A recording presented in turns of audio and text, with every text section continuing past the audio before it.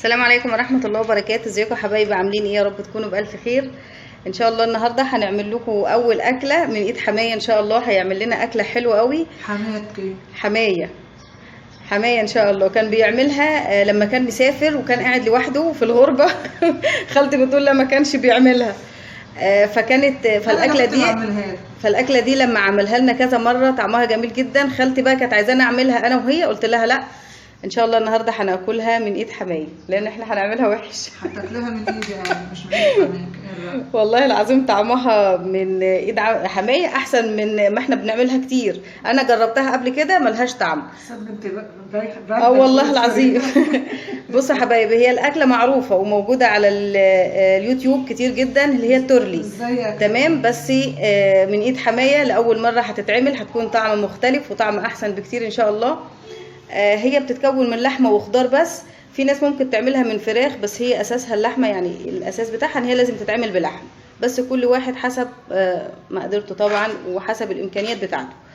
وبرده في الخضار على حسب كميه اللحمه اللي هتجيبوها وحسب عدد افراد البيت.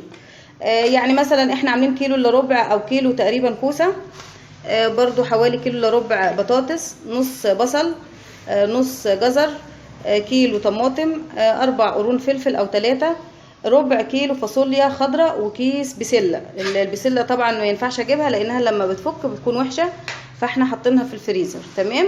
برضو انتوا على حسب كميه قصدي عدد افراد البيت، فانتوا هتعملوا على حسبكم الخضار. في جزر وطماطم وبصل. تمام. معانا بقى وتوم، كميه حلوه من التوم. معانا كيلو ونص لحمه اهو، لان احنا ان شاء الله كل البيت هياكل منها يعني. فاحنا جايبين كميه لحمه حلوه يعني. كل واحد كيلو ونص اللحمه بصوا القطعه بتاعتها بتكون بنفس الحجم دوت، مش كبيره. ما حلوه يا خاطر الثانيه. لا، ما هي ما بتكونش كبيره علشان تستوي، لانها بتستوي تقريبا على البخار، ما بتحطش فيها ميه كتير. تمام كده. بصوا الجو اساسا من الصبح برد جدا وامطار من امبارح، فاحنا اقترحنا ان احنا نعمل التورلي دوت النهارده، تكون اكله دافيه كده وسخنه ناكلها في الشتويه. وبما ان احنا اكلنا عدس امبارح، معانا بقى فلفل اسمر. احنا جبنا لما الشمس طلعت جايبين الخضار في الشمس. معانا كمون ومعانا زيت وبس. ان شاء الله هنقطع بقى الخضار ده قدامكم، هنوريكم الحجم الخضار بيتقطع ازاي دلوقتي. بصوا يا حبايبي، اول حاجه معانا اللي بالكوسه بتتقطع كده. بصوا كاننا هنعمل الكوسه في الفرن. المدخل غامق النهارده كده ليه؟ عشان الدنيا مغينه بره. لا، ده الشمس طالعه زي الفل. لا بس السما كله ميه، الشمس طالعه بس السما ميه. شايفين طيب الخضار كده؟ بصوا انا ما اعرفش هو ليه النهارده كده يعني، الشمس طالعه بس برضو الجو كده ايه مش حلو يعني، كاتم كده. فهنقطع بقى ايه. بصوا اهو الكوسه، وكل حاجه هتكون مكعبات او مربعات كده بنفس الحجم. كانت خالتي زي ما قلت لكم عايز تعملها، بس صراحه انا ما حبيتهاش. لا حبيتها. ماشي، خليكم شاهدين شوفوا هي بتقول انا ما بحبش خالتي. لا امانه عليكي، حمايه بيعملها حلو ولا وحش؟ امانه انا بعملها حسن. لا بيعملها طعمه جدا ونفسه حلو قوي في الاكل، فهو هيعمل لنا اول مره يعمل معايا اكله. اللحمه بامر الله هي طعمه ونفس اللحمه حلو. والسمنه البلدي لو حط حته بتخلي الطبيخ ريحته يفحفح في الشارع يا جماعه. بسم الله ما شاء الله. الناس فايته بتبقى تقف تحت البلكونات تبص على الريحه. لا برضو التورلي دوت من ايد حمايه طعمه حلو. على فكره الخضار ده كله بيتحط مع اللحمه ني في ني، وبعدين هنقول لكم هنعمل فيها ايه. انت وحماكي خليه يطبخ لك على طول حماكي. والله العظيم. طب مش انا اللي طالبه الاكله دي الصبح وهو ما صدق؟ انا طلبتها وقال لي من عينيا. والله هي طلبتها صراحه يعني. طلبتها ونلتها. والله انا مش بكرهها والله، ده انا بحبها، بس هي بدنا يعني منكفاني. مش عارفه ليه برضو. هي بتنكفني. بصوا احنا حبينا نطلع في المدخل في الشمس كده، لان والله جو جاي يعني مطر من امبارح طول الليل بمطر، في مطره شديده. لا بس الشمس عماله تطلع وتغيم كده مش ان شاء الله الاكله دي هيتعمل جنبها رز وبس. رز بس كده، مش رايحه حاجه ثانيه. ايوه كده. تعلميني ولا ما هو حمايه كان واقف بيقول لنا اعملوا كذا وكذا ومشي. ما هو مشي قاعد بره قدام الباب، بس استنينا لما نخلص بس التجهيزات الاوليه للطبخه عشان هو ان شاء الله يكمل بقيه الاكل. يعني هو مسافه ما يحط ايده ورص اللحمه هي خلاص الاكله حاسها عسل. مسافه ما يحط ايده ورص اللحمه. طب لا لا لا الركعه لا. النفس سيبك انت من غير نفس يا ماما. لا نفسك مقطوع. نفس اتقطع. ما هو كلنا بنفس يا هو كان لما كان مسافر العراق كان بيعملها على طول لما كان قاعد لوحده. هو في العراق كان بيعملها للاولاد اصحابه اللي كان بيعزمهم على الاكله دي باستمرار. يعني هي الاكله دي اصلا عراقيه. لا يا شيخه مصريه يعني. لا اصل هي خضار في لحمه، انا ما اعرفش هي اكل ايه بالظبط، بس هو كان حمايه بيعملها وهو مسافر في العراق ايام ما كان مسافر العراق لوحده. الكلام ده يا ماله ده من 40 سنه يا ماله. متهيألي كده الجزر كبير. وعلى فكره كمان صدقوا نسينا البتنجان، بيتحط فيها برضه حوالي بتنجانيه كده. فين من حاج ما جبتوش ليه؟ هنجيب بتنجانيه برضه من فوق. شوفي مخي مش في والبسله جوه عشان تعرفوا ان في كيس بسله او بيتحط فيها بسله. نص كيلو حتى بجر 400. مش في ناس بتعملها في الطاجن في الفرن، وفي ناس بتعملها في ورقه الومنيوم وبتدخلها برضو في الفرن. لا انتوا هتشوفوها النهارده بطعم جديد ومختلف جدا وهتعجبكم يا ماما. ده بتقعد لها بتاع ساعتين على البوتاجاز. لانها ما بتتحطش فيها ميه يا حبايبي، بتستوي في بعضها كده. هي يا دوبها بس البخار يبخرها وتقعد لها بتاع ساعتين 3 على البوتاجاز يا جماعه. ما تنسوش اللايك النهارده عشان حمايه بقى اول مره يطلع معايا، واول مره الطبخه تطلع من ايد حمايه. ما تنسوناش باللايك. بصوا بحماها والنبي يا رب خليكم. بلاش حماتها، خليكم انتوا مع حماتها. لا بلاش حمات النهارده. ماشي يا مولاي، مش عشان مش تزعلي مني بس. ما احنا عمال نتخانق مين هيطبخ الطبخه من الصبح. ما كنت انا هطبخها ورياك. لما كنت عملتها يا مولاي انت. لا كانتش هتتاكل. لا هو هيعملها لنا ان شاء الله النهارده. كانتش هتتاكل يا مولاي. ورجعنا لكم تاني حبايبي بعد ما قطعنا معاكم ادي الكوسه، الفاصوليا الخضراء والجزر والبطاطس والبصل والبتنجان اهو. احنا قلنا البتنجان وما كانش موجود، والبسله جبناها كمان، دي متفرزه فروزن يعني تمام مفيش طازه. ودي الطماطم، كميه الطماطم اهي علشان تكون حمراء. وده الثوم. هو ده كل الحاجات اللي احنا هنحطها، وده اللي هيعمل الطبخ. وحمايه طبعا جه اهو. والفلفل طبعا لقيناه حامي فاحنا هنشيل بس العروق منه وبعدين نقطعه تاني. الحله معانا. بصوا حبايبي الاكله دي تعتبر ني في ني يعني، فاحنا ايه هنحطها ني في ني قدامكم. باللحمه برضو كله بيتحط ني في ني. يلا نقول بسم الله. اول حاجه بقى هنحطها، لا انا اللي هتكلم. هنحط الطماطم. طب ما تتكلم انت. ده هو اللي هيطبخ النهارده، مش انت مختاره. انا مش اكل، هو يطبخ انا مش اكل. هنشوفك ساعه البتاع ما تستوي هتبقى عامله ازاي. عندي عاده جو. يبقى خلي بالكم بقى من الخطوات بتتعمل ازاي، لان والله يعني بقول لكم بامانه مش طبخه تبقى خلطبيطه كده وخلاص. لا استبري بس بقول لك كلمتين والله العظيم ما تشكير في الطبخه. لا بجد نفسها حلو.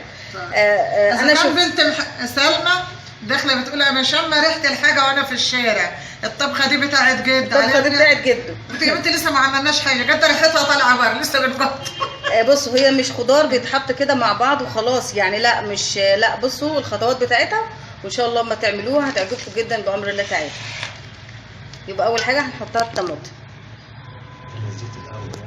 مع الزيت حطيناه في ارضيه الحله، حطينا يعني حوالي ربع كوبايه زيت، لان طبعا اللحمه بيكون فيها دهن كتير فما نكترش في الزيت.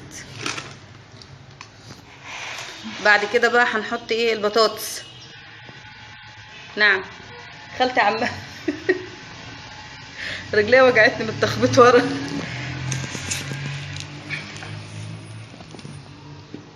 اهو بطاطس. قطع الخضار كله على بعضه ورجع تاني. بصوا احنا اساسا كنا ايه، خالتي بتقول لي واحنا ما كناش عارفين نعملها، ده احنا في بدايه الطبخه خلطنا الخضار كله في بعضه، جينا حمايه قال شيلوه تاني وتظبطوه. هو اللي قال كل حاجه لوحدها اهو. بعدها ايه وبعد كده بقى بنرص في اللحمه فوق الطماطم والبطاطس. خلي طبقه تاني تمام. احنا عملناها في حله كبيره عشان تاخد راحتها في السوا، ما تكونش ايه يعني كتمه. لا يا ست كل واحد بقى انت العيش لخباز، ريحي نفسك انت. ما هو قاعد معايا لا اكل عيش ولا اكل ملوخيه. مش عاجبها عشان بشكر ايه حميه النهارده. تمام كده. هنحط بقى البهارات. هنحط بقى البهارات برضو على حسب، مش ده ملهاش مقدار يعني، ما اقدرش اقول لكم هنحط معلقه، ممكن انتوا تحطوا يكون الكميه اقل فتطلع ايه مالحه شويه معاكم. لسه بنحط بقى شويه فلفل اسمر كده، كمون. يا رب بس الاكله تكون واضحه، لان والله الدنيا عماله تفتح وتغمق. تمام. حطينا شويه كمون، بعدين شويه فلفل اسمر، وبعدين الثوم اهو.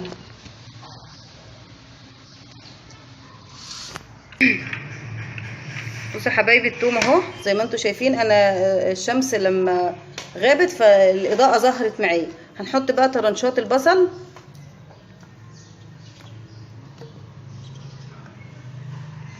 وبعد كده حبايبي بقى ايه نزلنا بعد البصل، حطينا الجزر وحطينا الفاصوليا الخضراء، وهنحط بقى ايه البسله اهي، وشويه كوسه. تمام. وطبعا احنا سايبين شويه من الطماطم هنحطهم على الوش هي والبصل برضو. هنحط بتنجان، بنحط بقى الخضار كله بقى. تمام اهو اهو يا حبايبي. بصوا بقى دلوقتي بقى بنحط كميه الثوم الباقيه، احنا حطينا نصهم في ارضيه الحله يعني في اول رصتين او اول دورين، وبعد كده بنحط الباقي على الوش. تمام. والبصل برضو اهو. واخر حاجه هنحطها هي الطماطم، وهنروح هنرشين برضو بهارات تاني. شايفين كده بقى بنحط بقى ايه على الوش كده شويه من البهارات تاني. طبعا اذا احتاجنا بنحط ملح يعني بعد ما بتغلي كده وتكتك معانا كده، بندوق بقى الميه بتاعتها، واذا احتاجنا بنحط الملح عشان ما تطلعش ايه مالحه مننا. البتنجان على الوش وكل الخضار حطيناه. دلوقتي بقى ايه هندخل بقى على البوتاجاز عشان نكمل خطوات التورلي او الخضار باللحمه. لا طبعا يا حبايبي زي ما انتم شايفين بقى ده شكل الخضار اهو. اول ما ولعنا النار وطينا على طول قبل ما نحط الحله خالص، رحنا موطين النار. تمام.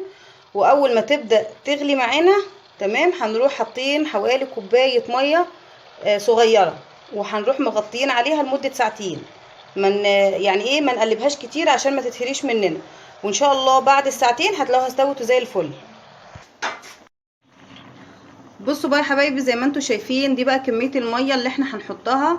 يعني شوفوا كميه الخضار قد ايه، هنحط كوبايه ميه. لو انتوا عاملين اقل يبقى قللوا في كميه الميه، كوبايتين مثلا كوبايتين ميه. تمام. هنحط بقى هنكشف كده الغطا اهو، ونبدا بقى نحط الميه عليها بعد حوالي ربع ساعه بالظبط. بعد ما عدى حوالي ربع ساعه كده. وطبعا الاكله دي لازم نوطي عليها من اولها لاخرها، ما نعليش خالص عشان ما تتحرقش وتتلسع مننا القعر بتاعها او ارضيه الحله. وهنسيبها بقى ايه زي ما قلت لكم الساعتين كده على البخار تستوي زي ما انا قلت في اول الفيديو. نشوفكم ان شاء الله بعد ساعتين، لانها ما بتتقلبش. هتشوفوا الخضار دوت هبط خالص ونزل كده لتحت، والخضار طبعا هيكون استوى على البخار. وهتشوفوه ان شاء الله بعد ساعتين. هوريكم شكل الخضار بتاعنا هيكون عامل ازاي. استنونا. بصوا بقى يا حبايبي زي ما انتم شايفين ده شكل التورلي بعد مرور حوالي ساعة. انا قلت اوريكم برضو شكله. بصوا كمية المية اللي بنزلها، لان الخضار طبعا فيه نسبة مية كبيرة جدا، يعني ما تخافوش. الطماطم لسه هتطري خالص، والخضار ده هيكون لونه محمر شوية، مش هيكون ابيض زي ما انتم شايفينه كده. اهم حاجة ما نقلبش فيه كتير عشان ما يتهريش مننا. طبعا في الوقت دوت ممكن ندوق، لو احتاج ملح نحط، لو احتاج بهارات نحط. انا بس حبيت اوريكم بس بعد ايه حوالي ساعة. ان شاء الله هنسيبه كمان ساعة، وبعد كده نقدم لكم الاكل بتاعنا كله مرة واحدة. ورجعنا لكم تاني حبايبي بعد حوالي بقى ايه عدى كده ساعتين بالظبط او اكتر، او ساعتين وربع كمان. بصوا بقى شكل الخضار بتاعنا اهو استوى وزي الفل، وايه يعني ايه داخل على ان هو يتهري كمان، يعني ما يكونش ماسك نفسه. فاحنا طفينا عليه كده واكتفينا بالسوا دوت. هو استوى 100% واللحمه اتهرت وزي الفل. هنوريه لكم بره ان شاء الله. دلوقتي بقى هنغرف الاكل، هنغرف الرز وهنغرف التورلي او الخضار باللحمه ان شاء الله. ونطلع بره علشان نكمل الفيديو ونختم معاكم الفيديو بره مع خالتي وحمايه بامر الله تعالى. بصوا بقى يا حبايبي احنا هنا اهوت في الصاله خلاص كده. خالتي بتحط الغدا في الطباق اهو. تمام. بصوا شكلها حلو ازاي، لو شميتوا بقى ريحتها في الجو البرد دوت. جميله. لا طعم الشوربه رهيب، على الرغم ان انا دقتها وكانت لسه ما طلعتش شوربه. وضايقاها ليه امال؟ كنت بشوف الملح بتاعها. ده ملحها حلو مظبوط. لا جميله جدا ومغذيه طبعا اللي عندهم اطفال في مدارس. مش حلوه اللي عنده برد. طب البرد كل حاجه طبعا، ده كل الخضار فيها. بصوا البصل اهو والبتنجان ظاهر قدامكم والكوسه وكل حاجه موجوده. اللحمه موجوده زي الفل والفرخه كمان. ودلوقتي بقى خلاص احنا كده غرفنا معاكم الغدا بتاعنا اهو. ادي الرز بالشعريه، انا مكتره الشعريه النهارده يعني حبيت الرز يكون الشعريه بتاعته اكتر. وادي الخضار او التورلي زي ما تحبوا تسموه سموه. تمام. بصوا شكله عامل ازاي وشربته عامله ازاي. احنا في جزء بياكل دلوقتي، محمد ابني جه من الدرس يعني ما صبرش لما صور فبيتغدى هو وفريده، واحنا ان شاء الله هنبدا نتغدى. وجبت شويه مخلل برضو، ولو ان الاكله دي مش محتاجه اي حاجه جنبها بصراحه يعني. تسلم ايد حمايه. يلا طبعا اذا عجبتكم الحلقه او الفيديو او الخضار باللحمه ما تنسوناش بلايك يا حبايبي ودعوه حلوه، ومع الف سلامه. مع السلامه.